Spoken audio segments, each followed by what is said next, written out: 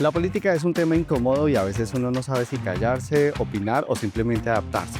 Y creo que es ahí donde nosotros tenemos que preguntarnos realmente cuál es el verdadero sentido de la política y, por supuesto, cuál es la actitud que nosotros tenemos frente a ese tema. Eso a la luz de la Biblia y por eso ese es el tema que hoy nos reúne. Totalmente, Juan Pablo. Mira, este tema es tan pertinente porque el cristiano, por lo general, y muchos ciudadanos están tan hastiados del este tema político como algo negativo. Ujú. No queremos hablar de política, no queremos hablar de políticos ni candidatos y nos afecta tanto que quisiéramos decir, ¿sabe qué? Si quiere estar conmigo, no hablemos del tema. Pero Ya. no podemos enajenarnos. Que hasta incluso daña reuniones familiares. Total. Polarización, discusiones, peleas.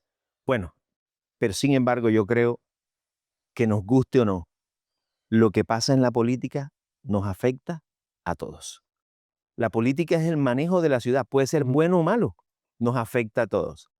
Y nos guste o no, es importante que nos interesemos. Para bien o para mal, a todos nos afecta. Total, y ahí tenemos que hacer, o mejor dicho, pensar, la política está metida en todo lado, que incluso hasta se metió en la iglesia, Total. y genera divisiones, y ahí es donde surge la primera pregunta. Si solamente existe un Dios, ¿por qué hay diferentes cosmovisiones políticas? Y las va a haber, y las va a haber. Yo voy a darte un ejemplo de lo que está sucediendo, no en la política, sino en la iglesia, por Ajá, ejemplo. ajá. Tenemos una sola Biblia y cuántas denominaciones. Tenemos cuántos dioses, un solo Dios.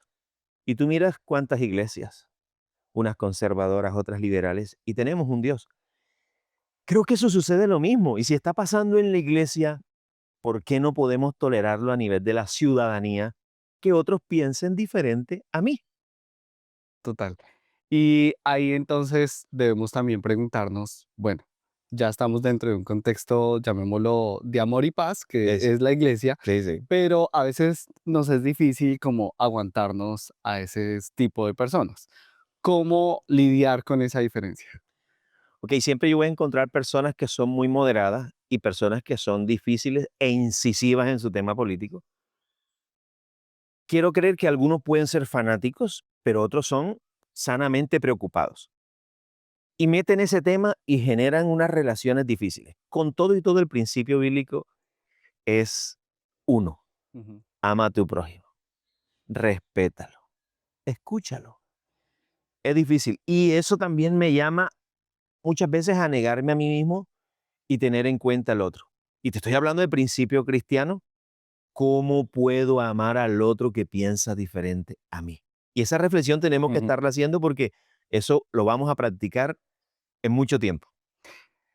Eso que nos hablas es como una relación, llamémosla horizontal, ¿no? Total. De par a par.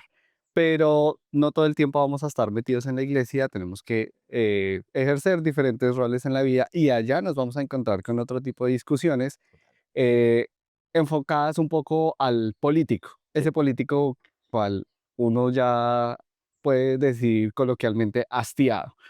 ¿Cómo lidiar con eso? Increíble, ¿no? Cómo en estos días se presentan incluso en un ambiente de fraternidad familiar, comida, Ujú. unas discusiones terribles sobre tal personaje o sobre este otro. Efectivamente, yo creo que tenemos instrucciones desde los principios bíblicos. A los que están en autoridad, respetémoslos, oremos por ellos. Creo que del plano bíblico, orar por quienes están en autoridad es un deber de todo cristiano. Total.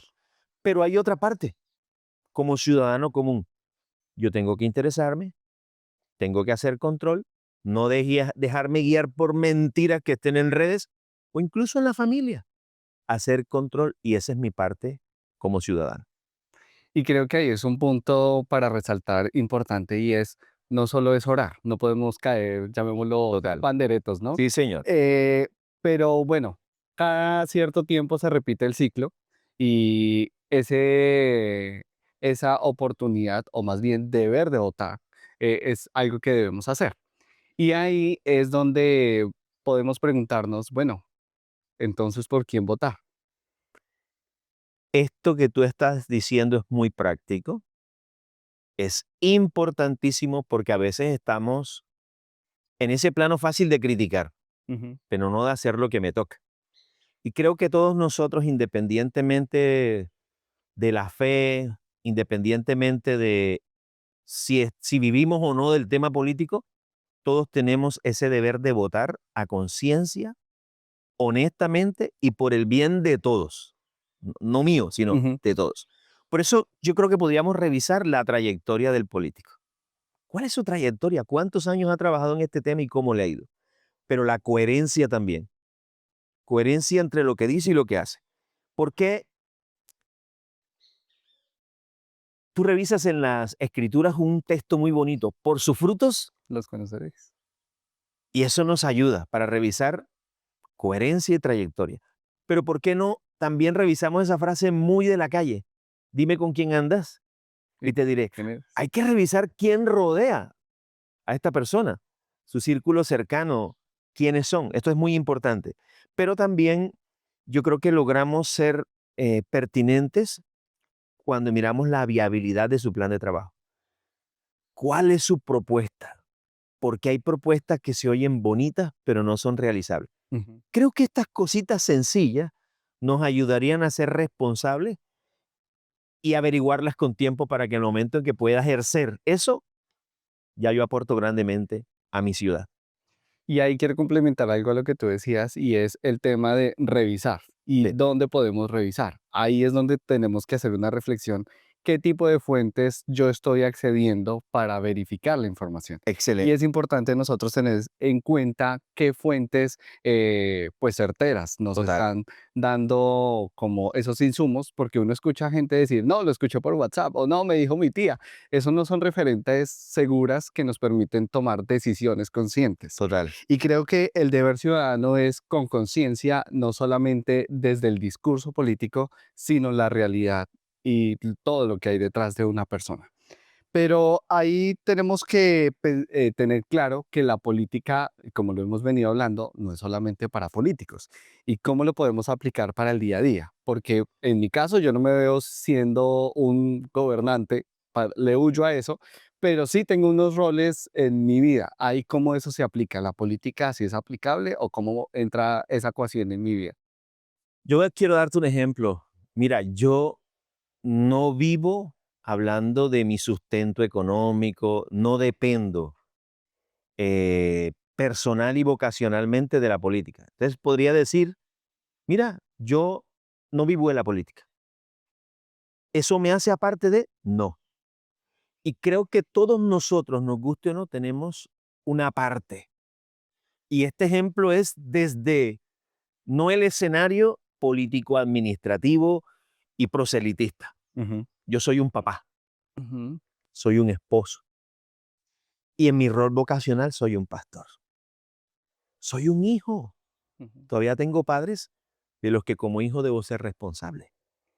Y mi ejemplo de hijo lo van a ver mis hijos.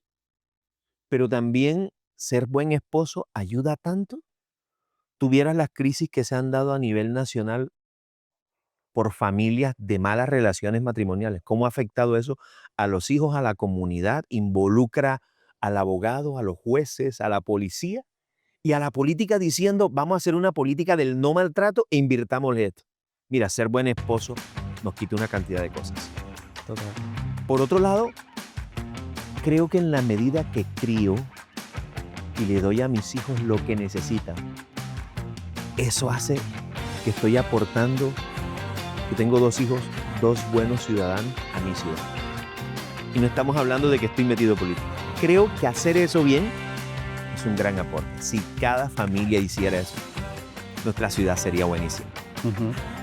Y solo para terminar, diría que al final de cuentas la fe no se desconecta con la realidad. Para nada. Y bueno, la pregunta más esperada y que tenía guardada para el final, ¿Cuál? ¿tú por quién vas a votar?